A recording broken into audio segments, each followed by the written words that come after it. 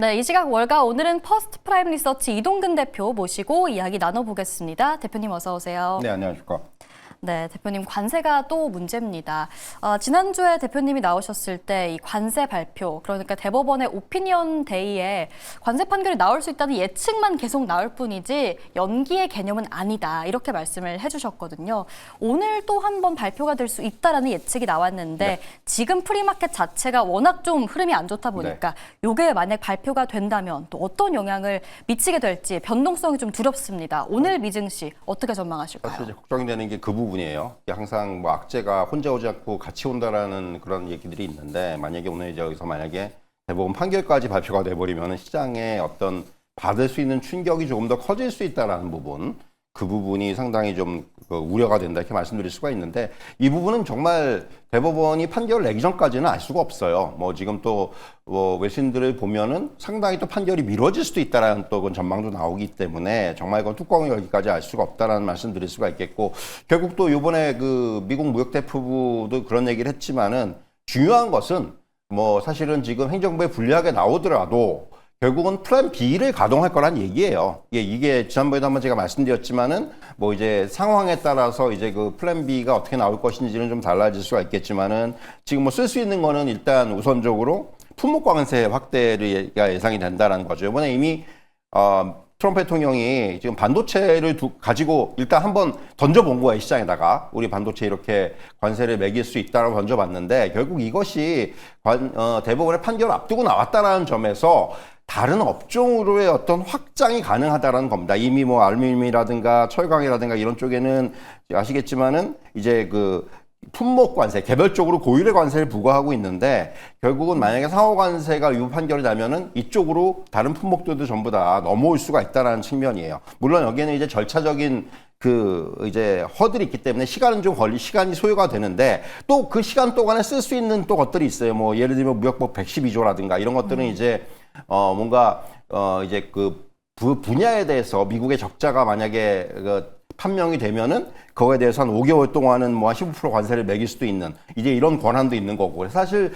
지금 쓸 수 있는 어떤 대안들은 가지고 있습니다. 그렇기 때문에 이 부분이 만약에 이제 정말로 위법 판결이 났을 때 어떤 그 방안을 먼저 쓰느냐가 중요하겠고요. 다만 한 가지 변수는 중간 선거예요. 그러니까 중간 선거를 앞두고 있기 때문에 결국 이렇게 또 이제 관세로 인한 불확실성이 물가에 영향을 준다면은 사실 트럼프 대통령이 지금 제일 경계하는 게 그겁니다. 그래서 설사 이제 뭔가 이제 플랜 B가 나오더라도 저는 조금 그 플랜 B 자체가 만약에 위법 판결이 났을 때 조금 미뤄질 수 있다라는 생각을 하고 있어요. 그러니까 중간선거 치르고 나서로. 그러니까 그런 것도 지금 변수가 될 수 있기 때문에 네. 그런 것들까지 우리가 좀 감안을 할 필요가 있다. 이렇게 말씀드릴 수가 있을 것 같습니다. 네, 결국은 이 판결이 나오게 될 관세라는 문제 자체가 작년부터 내내 트럼프 행정부의 하나의 압박의 수단이자 또 증시 입장에서는 좀 조정의 재료로 작용을 하기도 했거든요. 일단 오늘 프리마켓 자체는 이 관세에 대한 부분보다도 사실 결국 그린란드네요. 관세네요. 네, 그린란드에 대한 관세 때문에 또 영향을 받고 있다라고 보여지는데 이제 다보스 포럼이 본격적으로 시작을 하잖아요. 여기서 좀 트럼프 대통령이 유럽 정상들과 만나서 뭔가 좀 실마리가 나오게 될지 이거 어떻게 전망하실까요? 그래서 트럼프 대통령이 뭐 이번에 이제 또 연설 21일 날 오후에 연설도 예정돼 있고 작년에도 그랬지만 결국은 이번에도 그러니까 트럼프 대통령의 그 다보스 포럼에서의 어떤 발언은 그런 거예요. 그러니까 뭐 지금 안 봐도 좀 예상이 되는데 그러니까 또 한 번의 자국 우선주의를 주장하는 그런 어떤 그 발언들이 나올 것이고 결국 지금 중요한 것은 이제 여기서 유럽 정상들하고의 만남이 있을 텐데 아직 지금 유럽 내에서도 이 대응 수위에 대해서는 온도 차이가 있다라는 거죠. EU에 우리가 이제 주도국이라고 할 수 있는 독일하고 프랑스도 약간의 그 어떤 대응 방식은 좀 달라요. 독일 같은 경우는 우선적으로 좀 이제 약간 협상 쪽으로 가자. 먼저 네. 얘기부터 하자라는 쪽이고 반면에 마크롱 프랑스 대통령 같은 경우는 우리가 얘기하는 이제 언론에서는 무역 바주카포라는 얘기를 하던데 ACI에 대해서 굉장히 이번에 강하게 나가야 된다. 이 강경론을 주도하고 있는 거죠. ACI라는 게 아시다시피 EU나 이 회원국을 경제적으로 위협하는 제3국에 대해서 이제 서비스라든가 뭐 외국인 직접 투자라든가 또 금융시장이라든가 뭐 지적 재산권이라든가 이런 그 무역 모든 분야에 대한 제한 조치거든요. 이게 2023년에 도입을 했는데 한 번도 아직까지 발동된 적이 없는데 요번에 미국이 이런 식으로 하면 우리는 그걸 써야 된다라는 게 프랑스를 중심으로 한 그런 이제 지금 주장인 거고요. 네. 그래서 사실은 이것 자체도 저는 협상력을 높이기 위한 어떤 전략적인 조치가 아닌가라는 생각이 들어요. 그래서 사실은 여기서 과연 요번 다보스 포럼에서 뭔가 실마리를 풀 수 있을지 저는 사실 이거는 좀 미지수라고 생각을 하는데 어쨌든 간에 지금 다보스 포럼이 그래서 좀 중요해졌고 말씀하신 대로 사실 이 다보스 포럼과 더불어서 최근에 뭐 유럽의 분위기는 뭐 세라 아메리카에 대한 얘기들이 나오고 있죠. 뭐 사실 이게 완전히 없는 얘기는 아닌 것 같아요. 이미 네. 뭐 덴마크 같은 경우도 뭐 그 자국의 어떤 국부펀드에서의 어떤 연금 펀드에서의 뭐 미국 국채 전략 매도를 뭐 고민하고 있다 이런 얘기 나오고 있고 네. 사실 뭐 그런데 저는 그것이 전면화되지는 않을 거라는 생각이 듭니다. 왜냐하면은 지금 일단 자 현실적으로 봤을 때 미국의 자본시장을 대체할 수 있는 대안 자체가 없어요. 그러니까 그리고 오히려 저는 만약에 세라 아메리카가 나온다면은 유럽보다는 일본 쪽이 더 문제라는 생각이 들어요. 앞서서 이제 네. 일본 국채금리 말씀해 주셨는데 생각보다 지금 오늘 일본 국채금리의 상승에 대한 반응이 시장의 반응이 상당히 좀 이제 좀 큰 것 같아요. 왜냐하면은 사실 일본 그 국채금리가 이렇게까지 오른 적이 없습니다. 뭐 특히 장기금리가. 그러니까 그만큼 지금 어떻게 보면 일본이 이제 그 확장적인 재정 공약을 지금 내세우면서 이것이 결국은 일본의 재정 건전성을 훼손할 수 있을 거라는 우려가 지금 굉장히 시장에 퍼지고 있는 거고 더군다나 이제는 어떤 일본 같은 경우가 아시겠지만은 미국채를 가장 많이 갖고 있잖아요. 네. 1조 2천억 그 달러 규모를 가지고 있는데 이제는 만약에 일본 금리가 이렇게 올라온다라면은 미국에 투자할 이유가 없는 거예요. 미국 채를 살 이유가 없는 거죠. 오히려 지금은 일본 장기 금리를 사는 게 장기 국채 사는 게 낫다는 얘기예요. 그렇기 때문에 미국 채에서 혹시라도 이 일본 자금들이 일부라도 빠져나와서 일본 국채라든가 이런 쪽으로 이동을 하게 되면은 오히려 저는 미국 국채가 받는 타격은 그게 더 훨씬 크다는 생각이 들어요. 그렇기 때문에 사실은 지금은 이런 어떤 그 유럽의 이런 뭐 세라 아메리카 움직임보다는 오히려 지금 일본의 그 영향이 더 크게 나타날 수가 있다. 이런 말씀을 좀 드릴 수가 있을 것 같고요. 그래서 이제 이번의 계기로 해서 저는 그런 생각이 들어요. 글로벌 금융시장에서의 변화를 만약에 예상을 한다라면은 이제 글로벌 투자자들이 굉장히 좀 포트폴리오의 다변화 움직임이 나올 것 같아요. 사실 그동안 일본 국채 같은 거는 투자 대상이 아니었어요. 워낙 지금 기존의 금리가 워낙 스테이블하게 움직였고 별로 이렇게 메리트가 없었는데 이번을 계기로 해서 일본 국채가 이 정도의 수익률이 나오면은 하는 그런 생각들이 나타날 수가 있는 거고 그동안 사실은 미국의 어떤 미국 중심의 어떤 투자에서 어떤 이제 포트폴리오의 분산이라든가 다각화는 충분히 나올 수 있는 그런 계기 정도가 되지 않겠는가 네. 이렇게 좀 말씀을 드릴 수가 있을 것 같습니다. 네, 그 말씀해주신 덴마크 연금 펀드가 또 미국 국채 전량을 매도하겠다 이런 계획이 한 10분 정도 전에 좀 따끈따끈하게 발표가 된 이슈거든요. 아무래도 EU와 또 미국이 강대강으로 지금 가다 보니까 EU가 가진 미 자산을 모두 팔아칠 수 있다 이런 우려도 나오지만 또 대표님께서는 오히려 이쪽이 아니라 일본을 우려해야 된다 이렇게 좀 말씀을 해주셨습니다. 자, 어쨌건 미국 장기 금리는 지금 상당히 올라왔습니다. 경계 수준까지 올라왔고 10년물이 4.3%를 돌파를 하면 보통 증시의 조정이 나올 수 있다고 보거든요. 대표님께서 당분간 미증시의 흐름 좀 조정이 이어질 거라고 보실까요? 사실 이제 말씀하신 대로 지금 국채가 어떻게 보면 바로미터예요. 국채금리가 바로미터인데 일단 지금 국채 쪽에서 이런 반응이 나온다라는 거는 그만큼 요번에 이제 그린란드 이슈라든가 이런 부분들이 상당히 시장에서도 좀 이제 심각하게 받아들인다는 얘기고 또 하나는 결국은 그만큼 또 한편으로는 지금 주식시장 자체가 뭔가 조정의 빌미를 좀 찾으려는 그런 움직임들이 나오기 시작을 했죠. 워낙 지금 지수 레벨 자체가 많이 올라와 있는 상황이기 때문에. 근데 결국 그것의 어떤 그 방아쇠 역할을 하는 것은 국채금리가 될 가능성이 높은데 결국 이제 국채금리가 이렇게 움직인다라는 거는 일단 단기적으로는 조정의 가능성은 상당히 높아졌다. 이렇게 좀 말씀을 드릴 수가 있겠고요. 결국은 이제 이 그린란드가 어떻게 해결이 되느냐도 중요하겠고 그리고 이에 따른 어떤 지금 앞에서 이제 우리가 우려가 되었던 이런 어떤 글로벌 금융시장의 불안감이 어떻게 해소가 될지를 우리가 계속 봐야 되기 때문에 조금은 이제는 미국 증시에 대해서는 조금 이제 조금 보수적인 그런 스탠스가 좀 필요한 상황이 아닌가. 그러니까 물론 단기에 이게 해결이 되면 좋겠지만은 일단 지금은 우선적으로는 악재가 지금 이제 쌓이기 시작하는 단계이기 때문에 지금은 조금은 이제 그런 부분들을 우리가 계속해서 확인할 필요가 있다. 이렇게 정리해드리겠습니다. 네, 저도 미장을 좋아하는 투자자로서 뭐 한편으로는 이게 시장이 주는 기회가 아닌가 이런 생각도 들거든요. 한창 많이 올랐던 빅테크들이 지금 줄줄이 빠지고 있는 상황인데 이 실적 시즌을 또 앞두고 네. 뭐 요걸 우리가 매수의 기회로 삼아보면 어떨까? 사실 이제 그런 거죠. 올해 들어서는 사실은 M7에 비롯한 빅테크들은 별로 재미가 없었어요. 마이크론 정도, 맞아요. 마이크론이나 네. 알파벳 정도를 제외하면은 사실은 작년, 뭐 재작년에 보였던 퍼포먼스는 안 나왔죠. 오히려 제가 이제 이 시간에도 여러 번 말씀드렸지만은 지금 미국 시장의 주인공은 러셀 2000이었죠. 그러니까 작년 11월 이후에 러셀 2000의 수익률은 뭐 다른 주요 그 지수들이 따라올 수 없을 만큼의 수익률을 내고 있고 무슨 얘기냐면은 미국 시장에서는 이미 자금의 어떤 이동이라든가 분산이라든가 확장이 나타나고 있다는 거예요. 그동안 우리가 이제 AI 붐으로 인해 촉발된 어떤 이런 빅테크들 독주의 흐름에서 이것들이 스크리컬이라든가 뭐 소비재라든가 이런 쪽으로 약간 퍼지는 상대적으로 제가 이전에 말씀했지만 사실은 상대적으로 중소형주의 지금 밸류에이션이 현저히 낮은 상태고 네. 오히려 향후 한 3년 정도의 이익 성장성은 오히려 S&P 500보다 지금 러셀 2000이 더 좋아요. 이런 부분들이 부각이 되는 시점이기 때문에 그리고 만약에 이렇게 빅테크 중심의 조정이 나온다면은 오히려 시장의 자금이 이런 쪽으로 그러니까 그동안 좀 못 올랐던 그리고 이게 약간의 그 우리가 얘기하는 피난처 개념으로의 이런 개념도 지금 이제 우리가 작용할 수가 있기 때문에 그런 부분까지 감안한다라면은 사실은 저는 뭐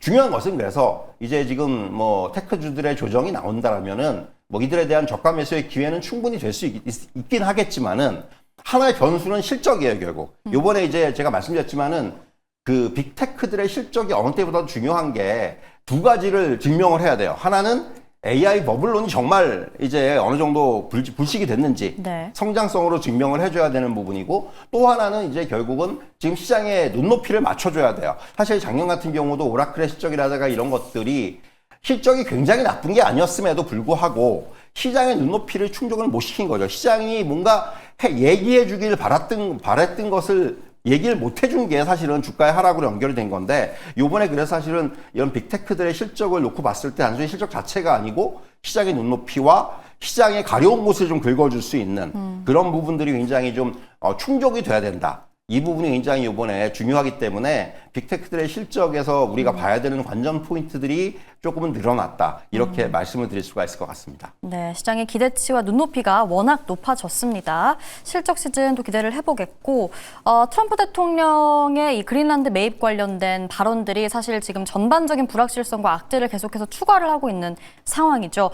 그린란드에 있어서는 또 타코가 안 나올 거라는 얘기가 많습니다. 꽤나 진심이고 캐나다까지도 이제 유럽 8개국에 이어서 파병을 한다는 얘기가 전해지는데 대표님께서 이게 현실화될 수 있을 거라고 보실까요? 그러니까 사실 이 그린란드 관련된 이슈는 상당히 이건 좀 장기화가 되겠다는 생각이 드는 네. 것이 일단 말씀하신 대로 트럼프 대통령도 이 의지가 좀 강하고 그리고 유럽도 이건 물러날 수가 없어요. 덴마크를 비롯해서 유럽 그 EU가 물러날 수가 없는 상황이기 때문에 이건 상당히 좀 장기전이 될 것으로 보여지고 결국은 트럼프 대통령이 이제 2월 달에 뭐 지금 이번에 파병한 8개국에다가 2월 달에 뭐 10%, 6월 달엔 25% 관세를 매기겠다고 그랬는데 결국 이제 이것이 현실화 됐을 때 유럽의 EU의 대응이 어떻게 나올지 앞에서 이제 뭐 우리가 얘기하는 뭐 ACI 같은 경우 갖다 발동을 시킬지 여부 네. 이런 것까지 우리가 좀 봐야 되는 상황이 되겠고요. 네. 여기 캐나다 입장에서도 그린란드 다음은 자기 차례가 될 수 있다는 생각이 드는 거예요. 그렇기 때문에 사실 캐나다도 이제 지금 오히려 이제 그 EU 덴마크와 그린란드를 지지하는 입장이 돼버린 건데 그래서 사실은 저는 조금 이 부분은 좀 장기화되면서 시장에 조금 그 오랫동안의 불확실성으로 남을 수도 있다라는 부분. 그래서 이제 또 하나는 트럼프 대통령이 이제 이런 그린란드에 대한 어떤 이런 계획을 밝히면서 이걸 하나의 중간선거 전략으로 쓴다는 생각도 들어요. 그렇기 때문에 저는 이 부분이 상당히 좀 길어질 수도 있다라는 그런 우려. 그러니까 불확실성이 길어진다는 시장에서는 좋은 얘기가 아니거든요. 네. 그래서 사실 그 부분은 우리가 좀 경계할 필요가 있다. 이런 말씀을 좀 드릴 수가 있을 것 같습니다. 네, 셀 아메리카 나오면서 달러 약세가 이어지고 있습니다. 그럼에도 불구하고 원달러 환율은 계속해서 오르고 있습니다. 떨어질 줄을 모르고 오르는데 그럼에도 서학개미들은 미국 증시에 남아 있습니다. 미국 주식을 계속해서 사고 있는데 대체 뭘 사는 건가요, 대표님? 지금 보면 뭐 테슬라를 비롯한 테크주들이 아무래도 메인이 되겠고요. 뭐 작년에 지금 보유하고 있는 거 보면 테슬라, 뭐 엔비디아, 또 이제 알파벳, 뭐 팔란티어, 애플의 순인데, 그리고 최근에 ETF에 대한 투자가 굉장히 많이 늘었죠. 그래서 이제 ETF를 사신 분들도 많을 것이고, 지금 뭐 사실은 이런 환율 부담을 안고 미국 주식을 한다는 거는 미국 주식에 대한 믿음이 있다는 거죠. 그러니까 결국은 미국 주식은 계속해서 우상향할 것이다. 그렇죠. 이런 그 믿음이죠. 믿음이 있어요. 지금 네. 사실 지금 투자하신 분들은 뭐 이런 얘기 드리면 좀 그렇지만은 미국 주식 하락을 경험하지 못하신 세대예요. 그러니까 이게 메인이에요. 사실 네. 이게 방점이 찍히는 건데, 네. 그래서 사실은 저는 그 부분은 뭐 향후에 이제 어떤 흐름이 나올지는 모르겠지만은 이제 이번에 이제 우리나라 정부에서도 뭐 그 RIA라든가 이런 그 정책적으로 우리나라 증시로 복귀를 하면은 뭐 세제 혜택을 주겠다 이런 걸 하는데, 이것이 과연 얼마나 실효성을 거둘지가 이제 굉장히 중요한 포인트라고 생각을 합니다. 그러니까 이것이 이제 여러 가지의 효과가 나거든요. 단순히 이제 그 뭐 주식이 우리나라 주식 쪽으로 이제 유동성이 늘어나는 부분도 있지만은 환율에도 영향을 줄 수가 있기 때문에, 그래서 과연 이러한 정책을 일단 정부에서 내놨는데 이 부분이 얼마나 실효성을 거둘지가 굉장히 중요해졌다. 이런 말씀을 드릴 수가 있을 것 같습니다. 대표님께서는 옮기시겠어요? 저 같으면 옮기죠. 국장으로. 그러니까 저는 왜냐하면 작년부터 계속해서 제가 재작년 말부터 우리나라 주식이 훨씬 좋다는 얘기를 한 사람이고, 작년에 팩트죠, 사실. 네, 네. 작년에 우리나라 주식이 훨씬 좋았잖아요. 그리고 올해도 지금까지의 퍼포먼스를 보면 우리나라 주식이 훨씬 좋아요. 네. 그런데 굳이 왜 그런 생각을 하는 거죠. 물론 미국 주식 하시는 분들은 그분들은 굉장히 거기서 이제 수익을 많이 내신 분들도 있고 하지만은, 단순히 지금의 비교 수익률을 봤을 때는 우리나라 주식도 만만치 않다. 수익률 측면에서. 물론 근데 이제 우리나라 주식을 꺼려 하시는 분들의 입장은 너무 변동성이 심하고 어떤 뭐 정부의 어떤 이런 부분이라든가 약간 그런 부분의 연속성이라든가 이런 부분의 불안정성이 있고 여러 가지 이유를 이제 또 꼽을 수가 있겠지만은, 어쨌든 간에 단순히 수익률만 놓고 봤을 때는 우리나라 주식의 수익률은 지금 굉장히 글로벌 탑 클래스라는 점은 여러분들도 아마 아실 것 같아요. 네, 이 세제 혜택 자체가 또 얼마나 효과가 있을지는 또 지켜봐야 알겠습니다. 자, 미국 증시의 퍼포먼스 지금까지는 그리 좋지 않습니다. 러셀 2000 위주로 좀 많이 올라주고 있는 그런 추세인데, 또 하나의 변수가 될 수 있는 게 어쨌든 연준의 금리 인하겠죠. 당장은 동결할 것이라고 보고 있고 금리 인하 사이클이 이제는 종료된 것이 아닐까, 이런 우려들이 있습니다. 연준 의장이 곧 발표될 거라고 하는데, 대표님께서 어떤 연준 의장이 딱 와줘야 시장 입장에서는 좀 환호할 거라고 보실까요? 사실 이제 지금 이게 굉장히 예민한 문제가 될 수가 있는데, 기존에 굉장히 강하게 좀 대두되었던 케빈 해스에서는 일단 본인 자체도 그렇고 트럼프 대통령도 일단 지금의 어떤 자리, 국가경제위원장의 잔류 가능성을 굉장히 높게 얘기를 했어요. 그렇게 되면은 결국 이제 케빈 허시 전 연준이사, 크리스토퍼 월러 연준이사, 그리고 새롭게 부상하는 인물이 릭 리더 블랙록 글로벌 채권 CIO입니다. 사실 이제 최근에 릭 리더라는 인물이 굉장히 부각이 되고 있는데, 일단 실물 시장에 정통한 사람이에요. 채권 전문가이기 때문에. 거기다가 상원 인준 통과 가능성이 높다라는 거죠. 네. 그래서 사실 이 인물이 부각이 되는데, 어쨌든 간에 만약에 이제 케빈 헤셋이 빠진다면은 결국 이제 남은 사람들의 어떤 면면을 볼 때는 어떤 시장에선 좀 더 이제 그 비둘기파 쪽에서 매파 쪽으로 옮겨가는 어떤 그런 스탠스를 보인다라는 거죠. 케빈 헤셋은 뭐 아실지 모르겠지만, 제가 이전에도 한번 케빈 워스는 옛날에도 말씀드린 적이 있는데 보수주의자예요. 엄밀히 얘기하면은. 그래서 사실 어떻게 보면 이제 지금 트럼프 대통령은 마음에 들어 할지 모르겠지만은 오히려 향후에 트럼프 대통령과 각을 세울 수도 있는 인물이고, 새롭게 부상되는 릭 리더 같은 사람도 이 사람은 시장주의자예요. 철저하게 시장의 상황에 따라서 금리 정책을 쓸 것으로 보이기 때문에, 그렇다면은 저는 이제 향후에 어떻게 보면은 연준의 금리 방향성이 조금 더 이제 그 보수적으로 갈 수가 있다. 지금 이미 점도표상으로는 올해 한 번 정도의 이제 금리 인하를 점치고 있는데, 저는 이제 한 올해 2번은 하지 않겠나라는 생각을 하고 있는데, 네. 결국은 그런 생각들이 조금 더 그러니까 매파적인 쪽으로 움직일 수가 있다는. 지금 미국 그리고 상황을 보면은 금리 인하하기가 쉽지 않겠는데 하는 생각이 드는 거죠. 실질적인 물가의 상승이라든가 이런 부분들을 보면은. 그래서 사실은 그래서 조금은 이제 그 금리 인하에 대한 기대감이 옅어질 수가 있다. 이런 말씀은 드릴 수가 있을 것 같습니다. 알겠습니다. 연준 의장에 따른 금리 인하 전망까지 짚어봤고요. 자, 테슬라 이야기를 마지막으로 좀 해볼까 합니다. 테슬라가 이 AI5 칩 설계 이제 마무리 단계에 들어섰고 차세대죠. AI6까지 이제 착수를 했다라고 하던데 이제는 AI 칩까지 좀 가져오려는 테슬라인가요? 이거 어떻게 보실까요? 사실 이제 그동안에 AI 3라든가 4에서는 거의 기간이 한 3년씩 걸렸는데 AI5부터는 이제 그 머스크가 그랬죠. 이제 9개월을 단축한다. 칩의 주기를 9개월을 단축한다는 얘기는 후속 칩이 계속 나올 것이고 결국 이런 것들을 이제 향후에는 테슬라에 우리가 이제 그동안 조금 중단되었던 도저 3, 그러니까 우리가 얘기한 슈퍼컴퓨터죠. 완전 자율주행 성능 개선 쪽에 가는, 그러니까 학습을 할 수 있는 이런 부분들에 활용하는 도저 컴퓨터도 다시 부활을 시키겠다는 얘기까지 했고 결국 무슨 얘기냐면 이제 테슬라도 이제는 어떤 AI 쪽에서의 칩에 있어서 시장을 좀 장악해보겠다는 그런 야심을 내비친 거고, 뭐 이제 결국 이제 반사수혜를 얻는 거는 TSMC와 삼성전자인데, 네. 뭐 TSMC는 그렇다고 치고 삼성전자는 이 테슬라의 칩에 대한 수주로 인해서 향후에 파운드리 쪽에서의 어떤 실적의 이제 턴어라운드가 가능한 것이 아닌가라는 그런 좀 기대감을 갖게 만드는 거죠. 그래서 결국은 이 테슬라의 이런 그 움직임은 지금 기존의 어떤 반도체 업계한테는 또 하나의 어떤 상당한 좀 그 수혜로 돌아올 수 있는 이제 그런 또 모멘텀이 될 수가 있다. 이렇게 좀 말씀드릴 수가 있을 것 같습니다. 그럼 테슬라 살까요? TSMC 살까요? 삼전 살까요? 저는 삼성전자를 사는 게 맞다고 생각을 해요. 삼성전자가 상대적으로 저평가가 돼 있기 때문에 네. 그러니까 지금 해외 주식 방송에서 이런 얘기하면 안 되는데 네, 저희 시간이 없어서 그럼에도 불구하고 네. 네. 삼성전자라고 글로벌 증시 프로그램인데 삼성전자 일단 탑픽으로 꼽아주셨습니다. 자, 오늘 저희가 준비한 내용은 여기까지입니다. 저희는 내일 이 시간 다시 찾아오도록 하겠습니다. 오늘도 함께해 주신 여러분 고맙습니다.